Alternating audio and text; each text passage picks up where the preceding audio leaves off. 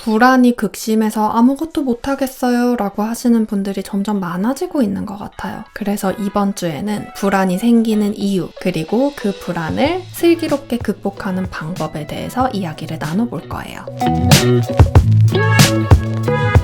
불안이 생기는 가장 궁극적인 첫 번째 이유는 바로 완벽주의예요. 완벽주의는 얼핏 봤을 때는 되게 훌륭한 결과를 만들기 위해서 열심히 노력하려고 하는 마음인 것 같잖아요. 근데 사실은 정반대. 왜냐면 완벽해지려면 끊임없이 부족한 부분들을 찾아서 없애야 되잖아요. 그렇다 보니까 실제 인생이 어떻냐면 계속해서 부족한 부분에만 집중하고 잘해놓은 게 99개여도 부족한 한 부분에 끊임없이 집중하는 그런 상태예요. 그러니까 사실 얼마나 불안하겠어요. 찾아서 없애면 또 보이고 찾아서 없애면 또 보이는데. 이런 완벽주의를 극복할 수 있는 어쩌면 유일한 방법은 불완전함이라는 것이 그 자체로 완전함의 일종이라는 걸 이해하는 거예요. 아, 도대체 무슨 말이야 저 여자 지금 뭐래. 쉽게 설명해 드릴게요. 자, 식물 한번 생각해 볼게요. 식물은 자기 혼자서 씨를 퍼뜨리지 못해요. 불완전함이죠? 그래서 바람에 힘을 빌리거나 동물이 씨앗을 삼키고 어딘가에 배설해서 퍼뜨리게 하거나 곤충이나 동물의 몸에 이렇게 쓱 붙어가지고 퍼지거나 이런 식으로 다른 무언가의 도움을 받아서 생존을 이어가요. 사실 동물 세계도 그렇죠? 기생을 하든 공생을 하든 그렇게 하는 이유는 자기 혼자서 생존을 이어갈 수 없기 때문에 그렇게 하는 거죠. 인간이라고 안 그렇겠어요? 내가 혼자 다 할 수 있고 완벽하게 할 수 있으면 혼자 살면 돼요. 그런데 애초에 그런 시스템이 아니다 보니까 그래서 같이 살게 진화라는 걸 한 거예요.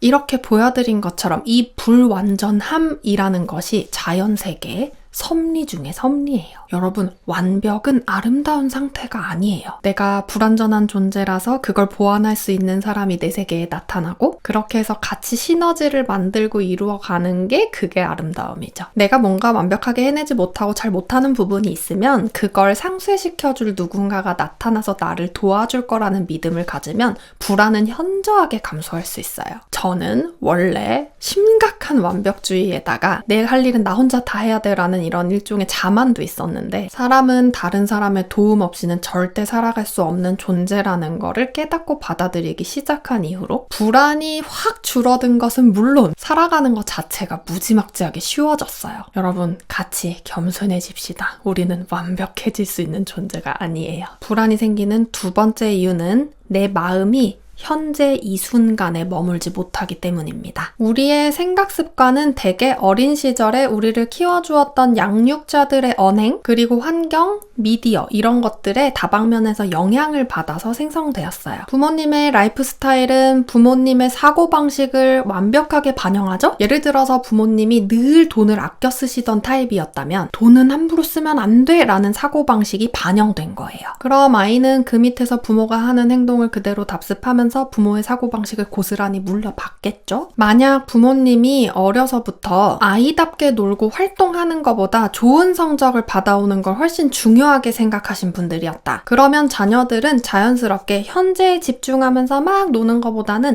미래가 훨씬 더 중요한 거구나 하고 배우게 돼요. 왜냐하면 성적을 잘 받아야 된다는 건 지금 말고 미래에 좋은 대학에 가기 위해, 그리고 그거보다 더 미래에 좋은 직장을 가기 위해, 그것보다 더 미래에 많은 돈을 벌고 행복하게 살기 위해 좋은 성적을 받아야 된다라고 생각하는 게 일반적이니까. 사실 공부나 배움 그 자체는 굉장히 현재지향적인 활동이에요. 내가 모르는 걸 배워나가는 그 과정 자체에 온전히 집중하는 거니까. 하지만 높은 성적을 추구하는 건 다분히 미래지향적인 거예요. 실제 내 학업 성적이 좋았고 안 좋았고는 중요한 게 아니에요. 그거랑 상관없이 우리 부모님의 기대가 성적에 많이 집중이 되어 있었고 그걸 기준으로 우리 부모님이 나를 대하는 태도가 시시각각 계속 바뀌었다면 우리에게는 지금 현재 이 순간 따윈 하나도 중요하지 않고 미래의 앞으로 내가 어떻게 될지가 훨씬 더 중요해 라는 관념이 생길 수밖에 없겠죠. 미래라는 건 언제나 불확실해요. 아니 불확실할 뿐만 아니라 나한테 실제로 올지 안 올지도 알 수 없어요. 그런데도 우리는 내 미래 잘못되면 어떡하지? 내가 잘못 살고 있는 거면 어떡하지? 좋은 직장에 취직 못하면 어떡하지? 돈 많이 못 버는 사람이 되면 어떡하지? 이렇게 끊임없이 어떡하지에 집중하다 보면 뇌는 그 확신할 수 없는 상황들을 머릿속으로 계속 계속 그리면서 가능한 시나리오를 생각해내느라 터져나가기 시작해요. 하지만 생각이 많아지면 시나리오 개수도 늘어나고 선택지도 더 많아지니까